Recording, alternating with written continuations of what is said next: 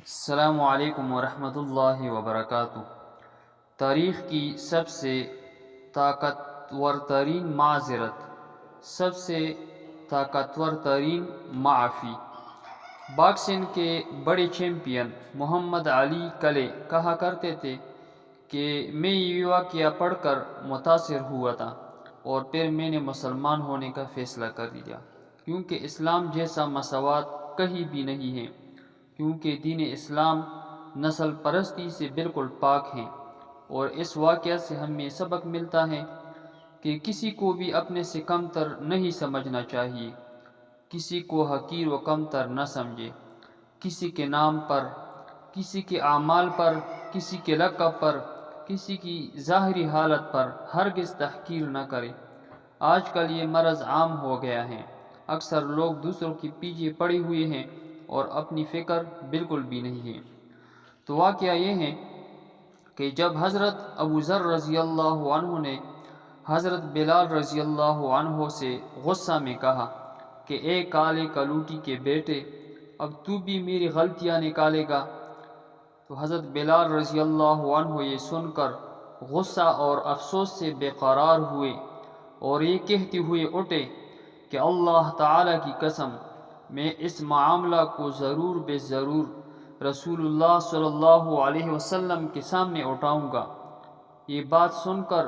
حضور صلی اللہ علیہ وسلم کے چہرہ اقدس کا رنگ بدل گیا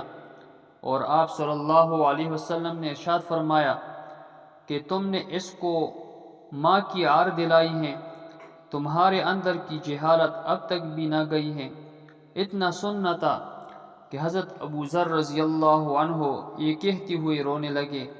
کہ یا رسول اللہ صلی اللہ علیہ وسلم، میرے لیے دعائے مغفرت کر دیجیے، اور پھر روتے ہوئے مسجد سے نکل گئے۔ باہر آ کر رخسار مٹی پر رکھ دیا اور حضرت بلال رضی اللہ عنہ سے مخاطب ہوئے اور کہنے لگے، بلال، جب تک تم میرے گال کو اپنے پاؤں سے روندو گے نہیں، میں اس سے مٹی سے نہ اٹھاؤں گا۔ یقیناً تم معزز اور محترم ہو اور میں ذلیل و خوار ہوں۔ یہ دیکھ کر حضرت بلال رضی اللہ عنہ بھی روتے ہوئے آئے اور حضرت ابو ذر رضی اللہ عنہ سے قریب ہو کر ان کے رخسار کو چوم لیا اور بے ساختہ کہنے لگے کہ اللہ تعالی کی قسم،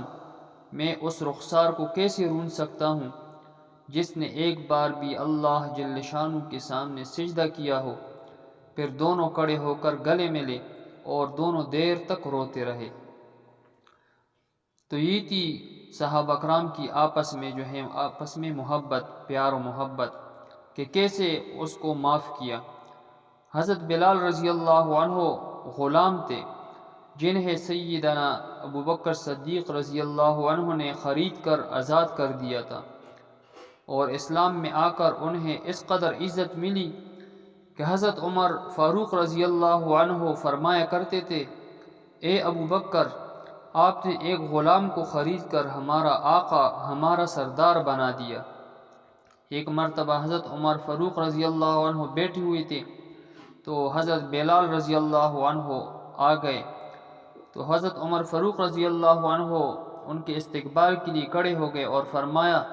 جاء سیدنا بلال، کہ ہمارے سردار، ہمارے آقا سیدنا بلال رضی اللہ عنہ آ گئے۔ تو اسلام نے ایک غلام کو کتنی عزت دی۔ اللہ جل شانہ ہم بھی صحابہ کرام والی صفات اور ان کے نقش قدم پر چلنے کی توفیق عطا فرمائے، آمین۔